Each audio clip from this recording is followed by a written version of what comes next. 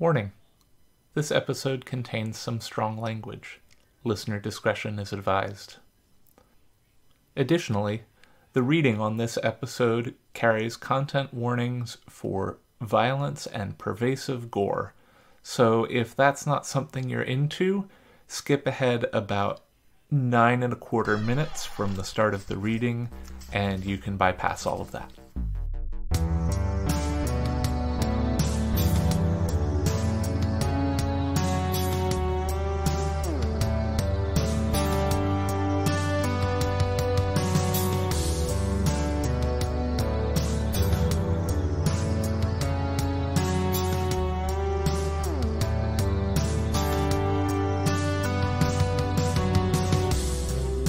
Hello, and welcome to Tales from the Trunk, reading the stories that did make it.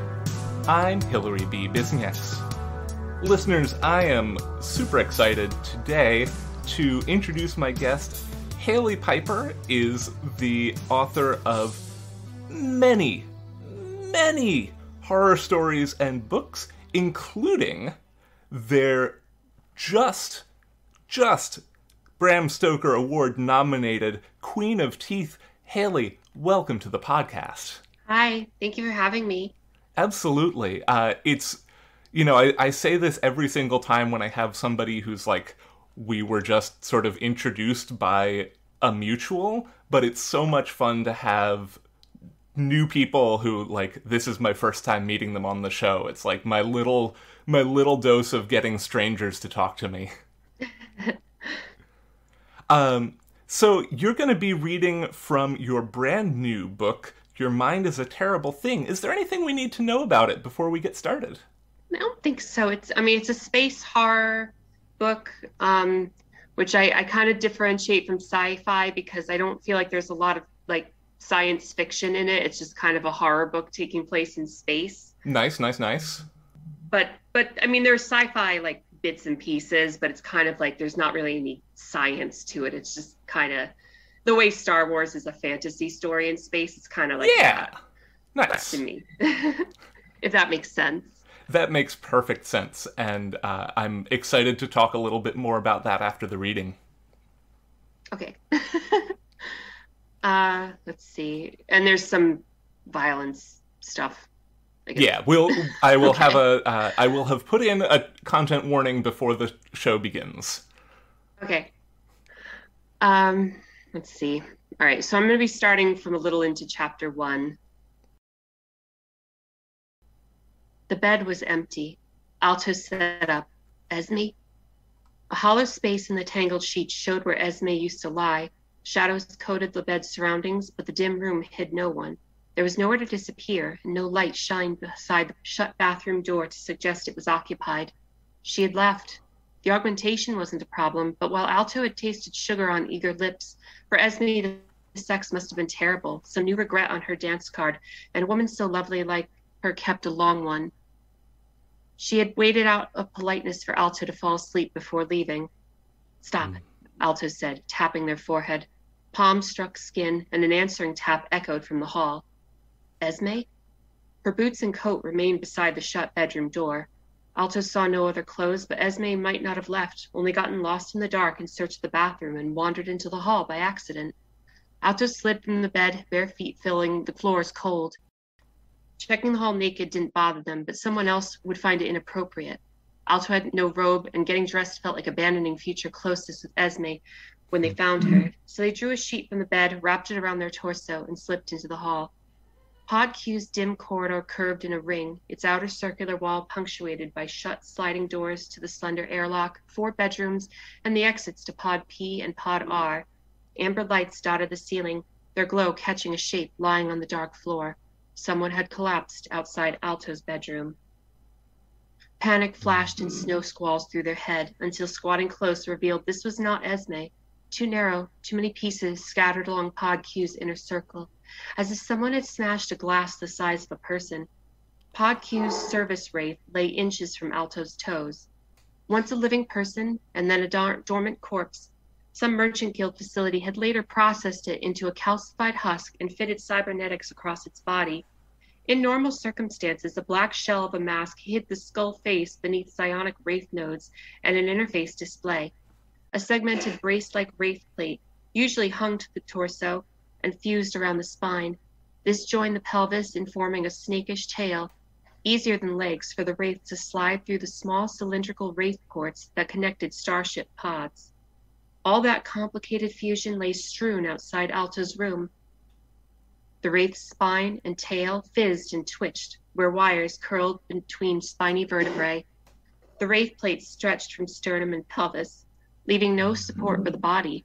A heavy blow had cracked open the wraith's mask, leaving its nodes to dangle like blinking fruit from a vine. One black socket peered through the shattered darkness, a glimpse of the wraith's skull. Alto stroked the mask, but no interface lit the display. Out of commission. Somehow even the dead could die again. The wraith nodes looked undamaged. Had the wraith sent a psionic cry for help to Grid, the Yellow Jacket's AI? Would a machine even understand the level of self-preservation? Doubtful one would harm itself by running against the walls, and even then it would have made such a racket as to wake everyone in Pod Q. This damage was deliberate.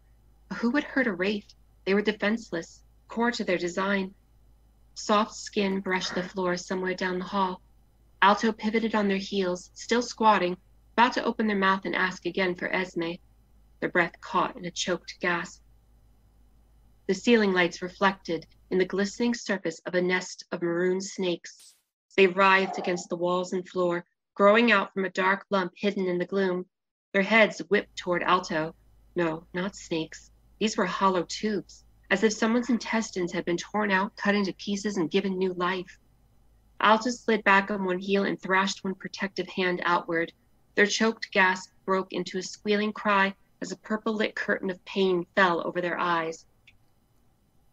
Pod Q shrank to a bruise-colored hallway and filled with silhouetted figures dashing in a furious circle. They were people, and they weren't people, and Alto couldn't tell why or how that made any sense. One shape swerved from the pack and slammed into Alto's chest, knocking them off balance. Their backs struck Pod Q's cold floor, their sheet flopped over their body, and the purple curtain parted from the dim hall. What? Alto started, but their voice caught in another gasp. The tubes slapped up Alto's legs, over the sheet, across their pelvis. The augmentation shut between their legs almost on reflex, terrified these tubes might try to crawl inside. Beyond their feet, the dark lump at the tube's root slid into clearer light, and at last a sharp scream rocketed up Alto's throat. Wrinkled pink-gray flesh curled into a great pulsating brain as large as Alto's chest. Crimson ichor dripped from its underside where it balanced on the snaking tubes, and thick drops spotted the floor with tiny red puddles. A quake rippled down its limbs, spattering the sheet with slime and sending the tubes coiling and digging at Alto's skin. Alto thrashed their hands to either side. Fingers fell on the shattered wraith's broken mask, and Alto plucked it up as a makeshift bludgeon. But the wraith had been smashed too hard against the floor. Its mask collapsed around crumbling bone as Alto swung forward, and they only raised a dangling wire of nodes against the feral brain and its furious limbs. The brain's front wrinkles flexed with bicep-like tension, and a shockwave of purple light filled the hallway. Alto plummeted down a dim maroon chasm. Wind rushed through their choppy hair and swatted their eyes to tears. They rushed towards some surface, about to splatter meat and bone across an unforgiving floor. They were going to die, except Alto wasn't falling, wasn't here. The Yellow Jacket had not cracked open over a steel canyon. Some violent thought had driven this purple vision into Alto's mind. Even the airy swirl in their ears carried a false hum, and it somehow sounded purple too. The vision's ground flew at Alto's face, and they flinched back into the real hallway of Pod Q, where the brain hovered over Alto's chest, its tubes lashing at neck, face, eyes. Alto thrust their hand over their face, needed to stop this, couldn't let this brain dig inside. An electronic ping rang through Alto's face. They had forgotten that their fists still clutched the wire of nodes. Had the wraith come back online? Could it function enough that a cry for help would spread through the ship? Another scream tore up Alto's throat as an icicle of wire jammed into their forehead. Starships tended to be cold. But Alto had never felt this frigid intrusion drill through their skin, muscle, skull, seeking and finding their nerves and thoughts, as if Alto's mind were a physical organ to be torn open and cataloged. And the violent brain was here too. It grasped at the floor on twisting tubes and lurched toward eyes, brain, and thought. It wanted in. Alto screamed one last time. The freezing pain cut forward from their skull as if they'd grown a unicorn horn of ice. Flashing violet rippled down the hallway, across wraith parts and writhing tubes, into the oncoming brain. The new vision stretched away from Alto, as if they were watching it on a screen rather than being thrust into dreaming it. The walls to either side of the brain spread into a cracked open starship, its only pod gutted into one vast steely amphitheater housing a violent-tinged cathedral of gore. Shattered bones formed its structure, and flayed corpses dressed its skin. The sight should have iced Alto's blood. But Alto had suffered the worst chill in their life moments ago, and this pretend idea couldn't freeze them up. It belonged to them, a prize from inside the brain, and they drove the vision sword-like, thought against thought, numb purple falling beneath Alto's sharp violet. The illusory cathedral tore away, revealing Pod Q's hallway. Red patterns stained Alto's sheet, but neither tubes nor brain dripped new puddles onto the cloth. Down the hall, shuddering limbs carried the huge brain away. Thicker slime now dribbled from its underside, and black fluid rotted across its frontal lobe before its dark lump squeezed through a hole in the wall, a floor-level wraith port. A thumping echo said the brain traveled the channels between ports now, maybe seeking another wraith to destroy.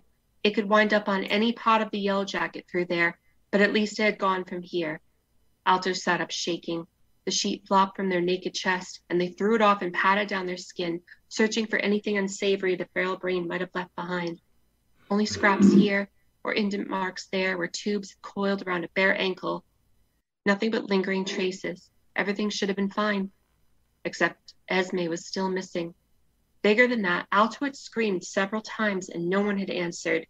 Anxious needles pricked their spine and their breath charged in and out.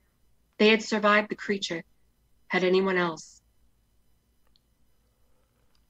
Whew. That was intense. Oh, I love having horror authors on, and I also am very glad that, like, I normally record during the daytime, because as much as I love horror, there's, like, a certain time past which I really shouldn't be consuming horror in the day. Yeah, I hear you. It's a whole different thing for actually writing the horror. I can write the horror whenever I want to. Yeah. No, I understand. I'm usually a morning writer, so I don't usually have to worry about it as much. Mm-hmm. Yeah, no, my typical writing hours are usually like after 4 or 5 p.m., something like that. And, during NaNoWriMo, it's like all bets are off. Just get the words down every day. So one of my perennial questions, because this is Tales from the Trunk, is, do you have any favorite bits of Your Mind is a Terrible Thing that you had to leave out of the final draft? Thankfully, no, actually. This one came together pretty smoothly. And when I got it back from edits with the publisher, we really just made tiny little, just kind of functional changes here and there, as far as a word here, grammatical, like a typo, those kinds of things. But there really weren't developmental edits for this one so much. Oh, that's exciting. I kind of just went at it with, how did this go? So the former editor of the pub at Off Limits Press kind of approached me about this and was just like, this isn't word for word, but it's pretty much like the spirit of the conversation. You should write a space horror. And I was just like, are you kidding me? I'm so busy and just coming at me out of nowhere. But so then I thought about it and I was like, well, if I did do it, I want it to be like not super realistic. Like I don't want to have to worry about like how things would actually go. I want to just like throw in artificial gravity, which like that's a thing I don't think will ever exist, but I didn't want to do it based on what I think reality is. And like I want there to be cyberpunk elements. I want there to be like, you know, body modifications. I want there to be like these like undead things that are kind of cyborgs. I want there to be psychic stuff. I want there to be just all kinds of weird space stuff. And I threw it all in. It all worked out. It all got in. That's fantastic. I know that feeling of like, well, I don't want to do this, but if I did, and then you get excited about it. We ended up one of our cats. My spouse was like working at the volunteering at our local shelter and sent me a video of this kitten and was like, we should get a kitten. And I was like, no, we shouldn't get a kitten, but if we did, I know exactly what we would name him. And then I was like, oh wait, no, we have a kitten now, actually. So it really sounds like you got to throw a lot of just your favorite things into this. Do you have one specific thing, without being spoilery or without being too spoilery anyway, that you would say is like your favorite thing you got to put in this book? It's hard to say, but I mean, there's a lot I love. Like, I mean, that's pretty much just what I filled it with. But like, one thing I'm glad is there is Alto, the main character, they chose to have certain like body modifications done essentially, and it is like some of it's future-y stuff that I'm just like, well, it'd be cool if this existed, but other stuff is more like it is like a trans element, just because I felt like, and it's not good because it's still the future as far as like debt is concerned. Which feels like we don't get away from that in the future of this story, but nonetheless, it's something that they wanted, and that's very like strong in this. There's a point where some of the psychic stuff is affecting their memory, and they get angry because like they remember after the surgery to have these, you know, these modifications for transition, that they're elated about it, and how dare this psychic bullshit like try to mess up those memories and try to make them horrible when it was such a euphoria for them. Yeah, I'm really glad that even in the like there were hints at this even in the excerpt that you read. You know, I think that I really feel like cyberpunk and horror, and like specifically like if we're getting into body horror, but really any horror and any cyberpunk is like belongs to or should belong to us as trans people. Yeah, I mean, I think we should just go for it. Yeah. And just like, you know, what is the point of cybernetic enhancements, you know, if we can't mold our bodies the way we want them to be? Right. And that was the things that was important to me. Like, I feel like a lot of the time in a lot of cyberpunk things, like there's some element of like, isn't this cool? But also there's kind of like, this is the downfall. Like, are we actually human anymore, et cetera, et cetera. And I'm just like, well, to hell with that. Like, I wanted this to be presented as a positive thing, even when it's stuff that isn't like going well, because it's a horror story, things go badly. It's still like the modifications are helping Alto get through this. Yeah. Like, I want it to be unambiguously positive that this is fine. There's nothing wrong with people doing this. Yeah. I mean, you know, horror is quite often allegorical, and this is a really, you know, positive allegory. Especially, you know, we're talking about this on like at the end of February 2022, when there's so much terrible stuff going on with, legislation around trans bodies, around queer bodies, and Right. it's like, no, getting to be trans and be authentically yourself is good, actually. Yeah. Um, I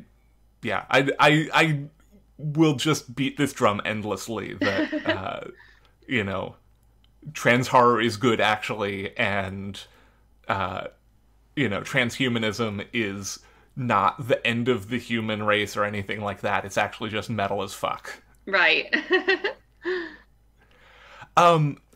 So, this is the Stoker nominations just came out this week. Can you talk to us a little bit about Queen of Teeth, which just got a nomination for whatever the category is, outstanding first novel. Achievement in first novel, I think is how they word it. Yeah, that thing. Yeah.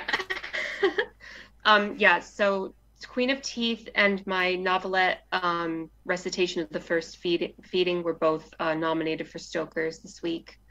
So exciting. Yeah, Queen of Teeth is how to it's a hard book to summarize outside the beginning. It's just that this woman discovers she has teeth in her vagina, and it escalates because she's kind of it's not quite our world, it's very similar, but it's the branching point, like time wise, is that Nancy Reagan becomes president in 1988 instead of George Bush Sr. Mm-hmm. And then just everything's different after that. It's just like, not everything, but a lot of things are different. Right. There was a virus out like in the late 80s, early 90s that kind of just affected a lot of pregnant people. It affected the I'm so bad with words today. Words are unimportant. Right. Like it affected like reproduction and stuff. So that there was a group of people who were starting to become twins and then ended up devouring their twin in the womb cellularly, and so end up having two different sets of DNA, which is a thing that happens, but not on such a wide scale as in this story. Right. And so the company that is responsible for that virus argues that because of the different DNA sequences existing because of what they did, they should own half of those people's DNA. Those people are called chimeras.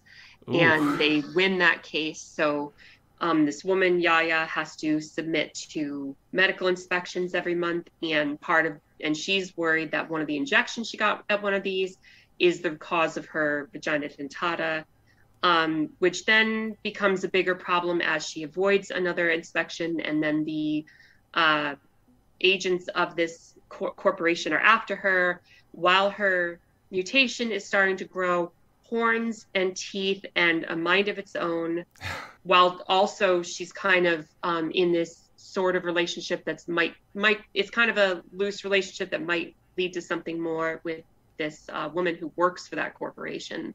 Mm-hmm. So it's a horror, it's a weird sci-fi horror romance. Very cool. Very, very cool. Congratulations again on the double Stoker. Thank you. I am, dare I say, I am stoked for you. Yeah, I want to tell people that it's just like, if you, like a book about two lesbians and a vagina monster in a horror romance for Stoker, don't let anyone tell you your idea is too weird, especially not yourself. Mm-hmm. Yeah, I mean, the lasting theme of this show is don't self-reject, and that is absolutely, do not self-reject your ideas before you get them on paper, even. Right. I had to keep reminding myself of that while I was writing it. God, has it been 2 years now? Holy crap. Yeah. Time is fake. I know. I had to keep a Post-it note beside me the whole time. That was just every time that I started to get nervous about something with it. It was pretty much just like, be brave, let it be weird. Mm-hmm. like how I was like, remember if Guillermo del Toro can win 2 Oscars for The Shape of Water, like it's okay to write this weird vagina monster book. Yep. Um, Yep. and just like, so I just kept at it, and I ended up just like throwing in everything. I mean, there was stuff that got left out of that. I told people before, there's like 100 pages of that aren't in the aren't in the book. And a lot of it's just alternative events. It's not things that could coexist with the events of the book. There was one dream sequence that I was sad to lose, but but like the publisher was right. We needed to. It had to go. It was too wild for where it was. It was going to rob the power of the following scene, but then after that, it was just going to be kind of pointless. Oh, So it's just one of those things where it just couldn't work. Yeah, that happens sometimes. It does. It was a fun little page, but it just had to go, unfortunately. Yeah. And the good news is you got to write it. You got to experience it. Oh yeah, that's funny because that's the only page of that book that my wife read, and it was her favorite. Like she was just like, "Oh, I love this so much. It's so fun," and it's just like it had to go. Oh no. Yeah, but yeah, it's just like be weird, do your weird thing. I know that publishing can sometimes be very nervous about stuff, but you won't know until you do it, and it's way worse to keep it locked inside you. Yeah. Honestly, I'm going and getting a tattoo this afternoon, and I'm kind of like, maybe I should say, well, I mean, while you're here, can you just say, be brave, let it be weird? Just like write that on my arm or something. So before we go, is there anything that you've been reading, watching, listening to that you're super amped up about and you want to let other people know about so that you can mutually squee? Let's see. Oh my God. I'm so late to things sometimes. I only just watched Tales from the Hood this week, and I'm like, that was so imaginative. Like that was so good. Like, and it's like I think it's an early '90s movie, but horror anthology movie. It's like 4 stories with a wraparound story, but it's like it was like I want to see more imagination like that nowadays because I feel like a lot of stuff is just like in movies. It's just a lot of ghosts and possession, and I want to see more wild stuff. But nice. Like that was cool. What have I been reading? I just finished something that was I finished This Appearing House by Malinenko. It comes out later this year. I blurbed that. Oh, nice. It's a middle grade horror book, but it is I hope she won't be upset if I talk about it a little bit because she's talked about it on Twitter, and so I'm not saying anything she hasn't already said, but it's about this 12-year-old girl who, when she was 7, she was diagnosed with cancer. And at this point, she's clear, but it's kind of just always hazy about whether something's going to come back or not. And just kind of about how she's living and her mother, with her relation to her mother and like people she knows in this new town. And then suddenly this house appears at the end of the cul-de-sac, and the house has to do with like her trauma stuff. It's very much a trauma related book, but it is so beautiful. I had to put it down at one point and just like have a cry because it was just so good and so empowering. And just like, I think that when that book comes out, whether you're an adult or, an adolescent, you should read it. I am going to be, when I assemble the show notes for this, I am going to be putting that down in my TBR. Awesome. That sounds amazing. And then I'm looking forward to, there's a lot I'm looking forward to, like The Fervor by Alma Katsu that's coming out in April, which is, she does historical horror, like The Hunger, which I believe was nominated for a Stoker about the Donner Party, and then she had the Deep, which was about the Titanic and its sister ship that I cannot remember at the moment. The Lusitania, I think. Lusitania? Okay, I don't remember.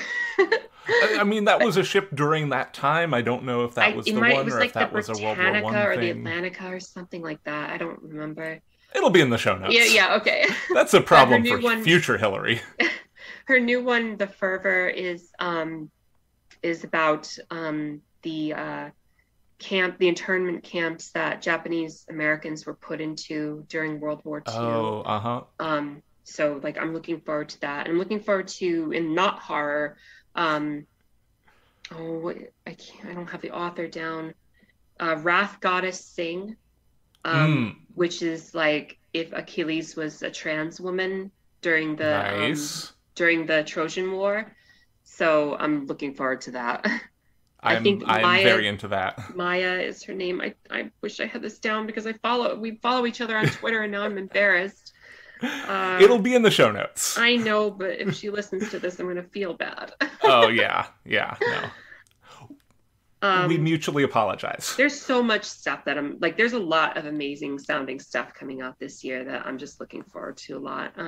That I will not have time to read all of it, of course, but it's just, it's nice. It's nice to have so much stuff, so many good books that are coming out. Yeah. I think we live in a golden age. Yeah, and I mean, not to judge anything, but I feel like on some level, some other mediums are kind of dropping the ball a little bit. So it's nice to have books to fall back on for all the neat stuff that they can offer. And you also have another release coming out in late 2022. Jeez. I was all weepy about it yesterday, and now I couldn't even remember to mention it. Yes. So Your Mind is a Terrible Thing, which I read from earlier, comes out on May 7th, which will be right before StokerCon. Perfect. So if anyone, I was right. Maya Dean is the author of Wrath Goddess Sing. Okay, good. Oh, yeah. But anyway, so Your Mind is a Terrible Thing comes out the week before StokerCon, or the weekend before StokerCon. So, and if people bring their copy, I'll sign it. If they bring whatever, if I've written something in it, I'll sign it. If it's an anthology or whatever, if it's one of my books. But that comes out May 7th. And then on September 20th, No Gods for Drowning comes out. And that is my horror, mystery, noir, dark fantasy novel. It's my largest book yet. That's coming out from Polis Books, which is about it's hard to describe. There's a serial killer. The gods have abandoned this place, and the serial killer is trying to bring them back through these ritual killings. And these detectives are trying to figure out what's happening and find the killer. But things escalate beyond that, just whether this is possible, to the point that there may be some bigger plot happening here, and they're trying to figure out what is going on, which god might be coming back, who might be actually behind all this. So that's coming out September 20th. And I have a bunch of stories in anthologies and stuff. Other Terrors is coming out in July, and that's get to be on that with I'm in that with Stephen Graham Jones and S.A. Cosby and Alma. Cool. It's a loaded TOC. I'm very honored to be on the TOC with that. Trying to think of what the next thing coming out is. Oh, the Book of Queer Saints is coming out next month. Oh, nice. Eric LaRocca, myself, Eric Baglin, Joe Koch, a bunch of awesome people are on that. And it's all queer stories by queer authors about queer villains. Nice. Well, listeners, if you're into any of that, then I beg of you, populate your pre-orders, populate your TBRs. Every year's a good year for books. This year's going to be an amazing year for books. Where can our listeners find you, Hailey? I'm at www.haileypiper.com. And then on Twitter, I'm at Hailey Piper Says. And on Instagram, I'm at Hailey Piper Fights. Fantastic. Well, listeners, do give Hailey a follow. A+ would recommend. Hailey, thank you so much for coming on the show. It's been an absolute delight. Well, thank you so much for having me. This is great. I was a little nervous reading the book because we're just finishing up with the audiobook recording. And so I've already heard someone who's a professional do this way better than I can. So it's just there's no way to follow in that. But I guess my reading will come out first, and then Laura Lockwood will blow that out of the water after the print book comes out. Well, it's nice to have a preview here. Oh, thanks.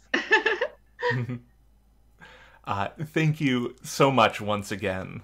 Thank you. Thank you so much. Listeners, stick around later this month when our guest will be Lillian Boyd. Tales from the Trunk is mixed and produced in beautiful Oakland, California. Our theme music is Paper Wings by Lillian Boyd. You can support the show on Patreon at patreon.com/trunkcast. All patrons of the show now get a sticker and logo button, along with show outtakes and other content that can't be found anywhere else. You can find the show on Twitter at Trunkcast, and I tweet at HBBisnieks.